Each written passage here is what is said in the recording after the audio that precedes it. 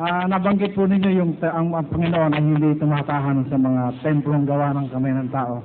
Paano po yung templong pinagawa ni Solomon? Sige po. Yun lang po. Alam po nyo, ganito yung kapatid. Ang templong ginawa ni Solomon, ginawa niya under the instructions of God. Ano ho? Magiging obvious kung hindi ko naman aaminin sa inyo, ang Diyos mismo ang nagpagawa ng templo kay Solomon. Pero yung po'y templo, sinabi sa Biblia ang intensyon nun. Tatawagin, basahin natin.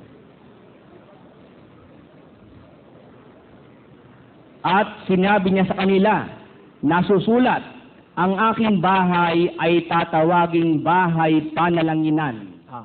Ang aking bahay, tatawaging house of prayer.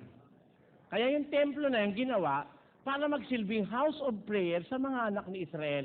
Whenever they are going to commune with God, papasok sila ron para manalangin sa Diyos. Ngayon, may tumatahan doon sa ibabaw ng templo, may ulap doon para ipahayag ng Diyos na kanyang kaluwalhatian ay tumatahan doon. Pero hindi siya tumatahan, yung kaluwalhatian niya, umaabot doon. Yun po. Ngayon, yung sinabi ni San Pablo is a later revelation. Alam niyo, pagdating sa Biblia, what is later is valid. May revelation kay Solomon. May revelation kay St. Paul, which is very recent. Mas yun ang dapat natin tanggapin kaysa sa revelation kay Solomon. Ngayon, hindi naman magka-conflict. Kasi yung bahay ay yun, tatawaging bahay panalanginan, house of prayer. Hindi house of God na literally Diyos ang titira, no? Hindi po gano'n. Salamat po.